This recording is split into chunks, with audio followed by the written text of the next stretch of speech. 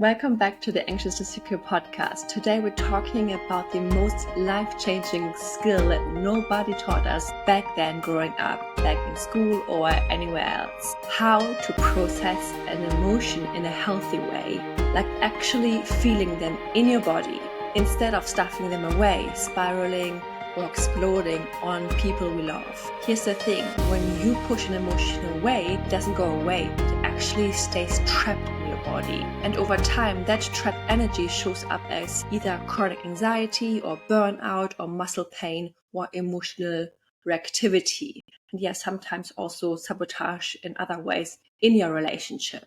Especially when you're anxiously attached. You'll notice how quickly you go from they didn't text back and why did they do this to they don't love me and then to I'm not good enough. But here's the good news. Emotions, when processed right, only last about 90 seconds till 5 minutes according to research. And I've also found this to be true. Once you're able to learn the skill to actually feel the emotion in your body, it literally disappears or shifts into a different emotion. Only when you push the emotion away and avoid it, then it might turn into something much bigger and much scarier for us, like something like a panic attack. So in today's episode, I want to give you my 3-step formula, or also the 90-second rule, to help you stop spiraling and start feeling safe with your emotions again, so they don't control you or your relationships anymore. By the way, hi, I'm Yula. I'm an anxious attachment style coach who used to have an anxious attachment style and now I have an earned secure attachment style. And I want to teach you this skill, which really changed everything for me. Disclaimer, I'm not a therapist or doctor. This content is for informational and entertainment purposes only. It's not intended to diagnose, treat, or heal any mental health condition. If you're in an abusive relationship or dealing with severe mental health challenges, always seek professional advice. So first, let me share a little bit about why this skill changes everything. So think of emotions like waves, right? So if you ride them, they pass. It's like the other day I was swimming in the sea. I live here in Sicily, in Italy, and sometimes there are quite strong waves. And if I fight it, I literally drown in it and the wave takes over me. It takes over and I go a little bit under the water and it's very powerful. However, if I relax and breathe into it and let the wave, move me through the water, I float with the wave. So if you fight them, you don't drown. And most of us were never taught how to ride this wave, actually. We learn to either distract ourselves, to numb ourselves out, to doom scroll, to overthink the situation, to eat lots of things, to drink, to forget our pain, or to go shopping and to make us feel better in this way, or to text for reassurance and think our partner's supposed to make us feel safe and good again, or to totally just shut down and ignore everything what's happening, or to run away. But in truth, when you allow yourself to feel this emotion, this sensation in your body, instead of fixing it, your body learns that emotions are not dangerous. The thing that you're scared of is also not dangerous, like rejection or abandonment or someone forgetting your birthday or like a delayed reply. So ask yourself this: what have I been doing to push this feeling away? And what would it look like to just feel it instead? So are you ready for my 3-step formula and for the 90-second rule? This is something you can do anywhere, by the way, in your room, in your car, when you're at work. You can just sit there and you can even go to the bathroom and have a little break. And one tip is, before you process an emotion, if you have an argument with your partner or if you're about to do the thing like texting multiple times, put yourself out of the situation. So removing yourself from the situation before you sabotage, before you triple text, before you call multiple times, before you say something you will later regret. Pause and remove yourself from the situation. This could mean walking into a different room, putting your phone down, turning your phone off. And if you're at work, even going to the bathroom for a few minutes. This already helps to remove yourself from the situation and gives yourself a little bit of a breather to say, hey, you know what? I'm going to take now just 90 seconds for myself to do this thing. Step 1 is allow it. Allow the emotion and the sensation and the feeling to be there. Be with it. Take a deep breath and a couple of breaths in through the nose and out through the mouth. Exhale longer than inhale. And just do this a few times. And you can say to yourself, I can handle this. This is just a sensation in my body. What if I can handle any feeling? It's safe to experience. I've managed this before. I've experienced this before. I'm going to feel better in a few minutes. It's uncomfortable, but uncomfortable isn't dangerous. It's safe. And instead of pushing it away, what if you welcomed it like a guest, even if it's anxiety or jealousy or even shame or grief? It's just your body saying something matters to me. So ask yourself, what is one thing I usually do to escape this emotion? May this be to, doom scroll or push it away or tell yourself, I'm not allowed to feel this, or telling yourself this is dangerous. And then how would it feel to just let it be there for just 90 seconds? Set a timer even if you like to, if this helps. And then step 2 is name it, tame it. This is also backed up by research. The moment you name the emotion, already part of it dissolves. And I find this super helpful as well. Like, say it out loud, not just in your head, ideally, if it's possible, if you're with yourself. Otherwise, do it in your head. Like, this is anxiety. This is sadness. A part of me feels anxious. A part of me feels sad. Part of me feels afraid I'm not good enough. Naming it literally calms your nervous system down. Like science says so. Your brain goes like, hey, okay, it's just a part of me. This is just a feeling. This is how I experience this. If I had to name what I feel right now, what would it be? And also, this is here important. Don't say I am anxious, I am this, because you are not your emotion. And if you think I am this anxious person, I am anxiety, I am afraid, it makes it very big and overpowering. So you want to take a step back and saying, a part of me feels anxious. And eventually you will opening yourself up for more parts, because it's also a brave part, also a secure part of yourself. There's lots of parts within you. But right now, the scared part, the anxious part is just taking over. So use feelings to describe how you feel. Step 3 is describe it with curiosity. And this is the part that usually takes the longest, because here you want to spend the most time of and really drop into curiosity.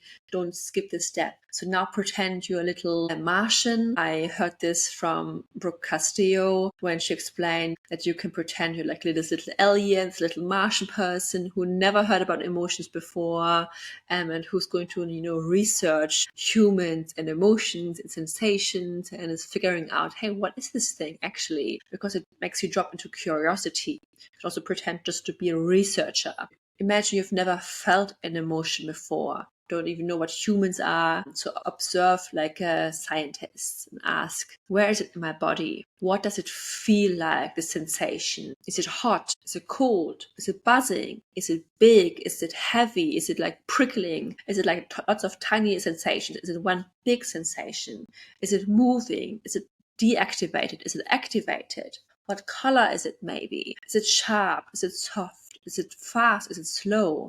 And you can just ask yourself lots of questions. And it sounds very silly. And when I heard this first, I was like, my emotion doesn't have a color. But it really helps you to just to be curious about this sensation, because it does show up. Like, remember when you're feeling this butterflies, when you may be anxious, or when you're even in love, you can literally describe the sensation, but often we are so disconnected from what we feel, how this emotion shows up in our body, we wouldn't even be able to know this. And maybe it doesn't have a color, but in your imagination it might have. So it does really help to just be curious about being here in the present moment and not spiraling about the stories that you're making it mean when your partner does something. So for example, with anxiety, maybe it's in my chest. It feels very fast. Maybe the color is yellow or red. Give fluttery sensation, static electricity. Maybe your shoulders are also very tight. and you notice to breathe very shallow or very fast, depending on your anxiety, different states. You can ask yourself, where do I feel this right now in my body? If I had a color or texture or intensity or speed, how would I describe it? And now the next bonus step, you want to move with it, through it, within the next hours and minutes and days. So now you've basically processed the emotion, and you can ask also, what does this emotion actually need right now? Maybe it just needs a big cry or a walk or a punch. You want to punch the pillow or toss the pillow onto the floor. Because emotions is energy in motion. So you want to release it somehow, but in a healthy way. You don't want to scream at your partner. You don't want to shout. You don't want to do anything that you will later regret. But maybe you can release it in a healthy way somehow. And if you're at work, you don't have a pillow or somewhere, so you can just shake your arms, like release them, or just shake your entire body.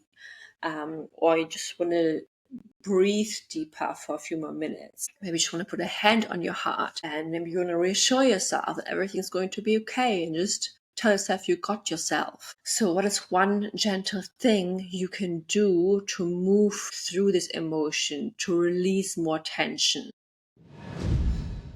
And now I would like to talk you through a real life example with the emotion of anxiety, even more specific, because this was now the process. And now I want to do it with an example so you can reinforce this system, this step by step, even more with how I maybe would do it. Let's say your partner cancels plans last minute and you've been looking forward to seeing them all week. Suddenly your chest is, tight, or your mind starts spiraling and your body feels like it's on high alert mode. And instead of spiraling or sending a text to like, hey, what's wrong? You stop right there and you remember this process and you're deciding right now, I'm going to feel this emotion. I'm not going to fix it.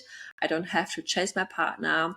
I don't have to criticize or figure out what's going on. I'm just going to stay with me in this moment. I'm going to allow myself for 90 seconds to do this process. So first, you want to allow it. So you're just going to breathe deeply. You might tell yourself, hey, something's here. I feel something. It's uncomfortable, but I think I can handle this. Take another deep breath in. Let your shoulders drop. Slow down. Maybe you want to say, this is just energy in motion. It doesn't mean I'm broken. This is just a part of me. It's not all of me. Anxiety is just trying to protect me. It's protecting energy, and it's actually something good, but it doesn't mean it's true. Avoid saying, I am anxious. I'm always freaking out. I can't handle this. This is dangerous. Because again, it's a reminder, the moment you identify as the emotion, it takes over. Rather say, I'm noticing anxiety in my body. A part of me feels activated and afraid and is panicking. You could ask yourself also, what am I doing right now to avoid this feeling? What if I just paused for a moment, just for 90 seconds, and just stay with it? What if I could handle any feeling? What if this feeling had a message for me? So sit down, do a long exhale. Maybe you can even wrap yourself in a cozy blanket if it feels right, and just say it's safe to feel this right now. So this was a long version of the step one. You don't have to do all of these steps. You can simply just breathe into it and say one sentence that helps you. Like, I can handle this feeling. And then step two, name it to tame it. One sentence is even enough, but here I'm going to give you some more options, like this is, and then you name the emotion, like this is anxiety. A part of me feels abandoned or disappointed or scared. Maybe it's sadness as well, and fear coming up. Naming your emotions literally calms your amygdala, the danger center of your brain, and it softens your overwhelm. So what exactly am I feeling right now? Is this anxiety or fear of being forgotten? What's the deeper emotion underneath this? If you're not sure, you can pull up a feelings wheel from Google. You can print it out or put it on your phone as a desktop screenshot. What's it called? Screensaver. And you can just start with a basic emotion and then work yourself up to find out the more specific emotion you feel. Because the more you work on your vocabulary on emotions, the better you can actually process the emotions. Because then you can tell your brain, aha, this isn't maybe, I'm not mad, I'm actually disappointed, and figure out specifically what you feel. And then 3 is you want to describe it with curiosity. And this is where the magic happens. So pretend you're a little alien or Martian visiting Earth for the first time. You've never seen or felt a human emotion before, and now you're studying it without judgment. Ask, where is it in my body? Maybe it's in the jaw. Is your jaw clenched or tight, or is there a slight ache? Maybe it's in your throat. Maybe there's a lump rising, a little bit of pressure. How are your legs? Are they restless? Are they shaking? Do they want to run somewhere? Next, once you've located the emotion where it is in your body, check the temperature of the emotion. Is it very hot? Is it warm? Is it cold? Now the speed. Is it like a buzzing, fast sensation? Is it like electric shocks in your chest? Is it like expanding waves, or is it very steady? Is it slow, or is it expanding? Now you could explore the texture. Is it rough? Is it sharp? Is it heavy like a brick? Maybe like a bit sticky in your stomach? Or what is the emotion's size and shape? Maybe it's big and spreading. Maybe it's spiky, around with edges, even sharp and jagged like shards of glass. Maybe it's very strong. The intensity is like from a scale from 1 to 10, like an 8 or like a 9. Is it rising but not out of control yet? And then you can check the color as well. Is it red? Is it yellow? Is it black? Is it white? Is it silver? Is it very bright and sparkly? Is it dull? And then you just want to keep breathing, and you just let the sensation do what it needs to do. It needs to move. It needs to do its thing. And you can just say, this is just a feeling. It's allowed to be here. I'm allowed to witness it, but that's all. The more you resist it, it persists, right? It will stay longer. But if you allow it, it will pass. And there's no rush. You can just feel it, and you can let the tears come. You can let the heat rise, or feeling the numb body parts. If it's like a sadness or grief, maybe you just feel very numb, and just let the lump in your throat just be there. Just be curious and realize, hey, this is just a lump. This is just activated emotion, and that's it. Or deactivated emotion.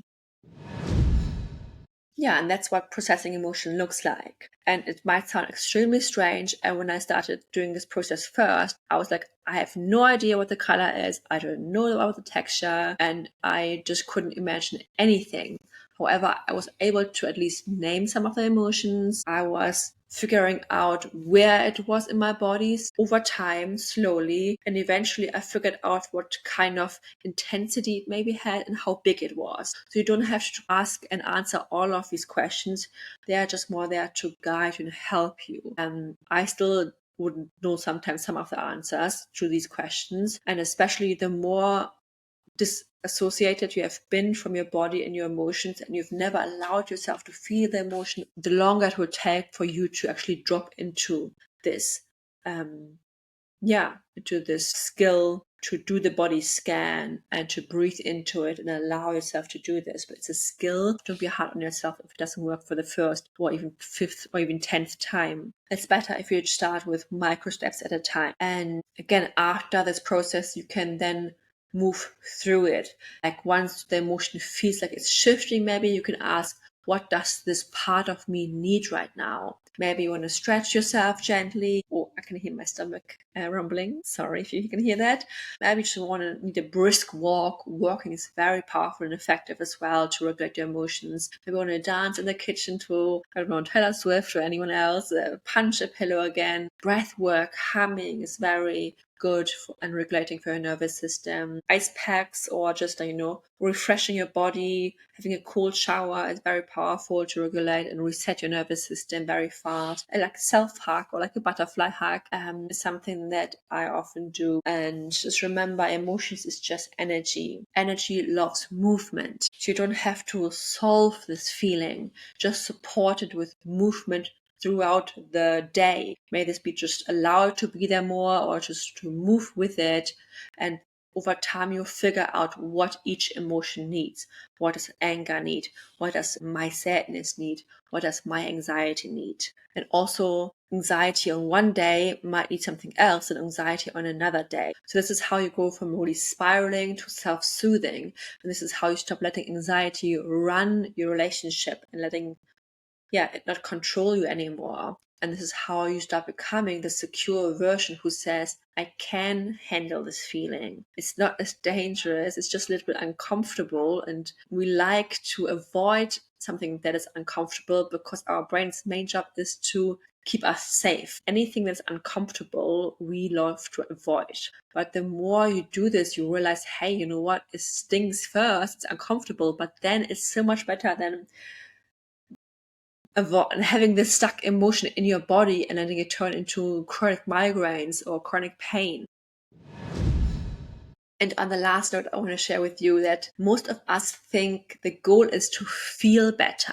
But what actually works is to get better at feeling. So your emotions are messengers. And once you stop resisting them, you start reclaiming your power. So here's a challenge. Track your emotions for 7 days at least and notice what feelings keep coming up. How do they feel in my body? So in your body, what really helped moving through this and what didn't help?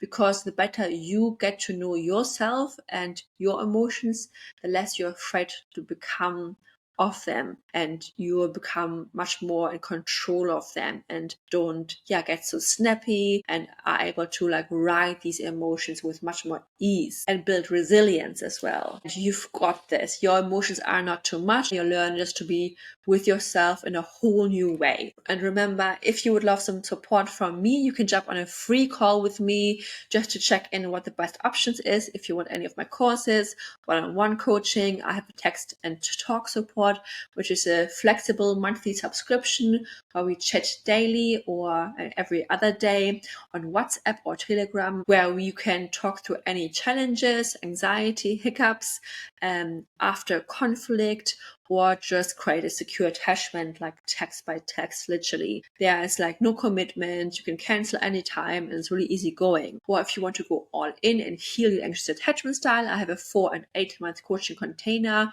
This is my one-on-one private coaching program, the Anxious to Secure program. Very powerful, very personalized and high touch point where we can practice between the coaching sessions what we talk about during the coaching call. So if this is for you, check out the link below the YouTube video or in the show notes.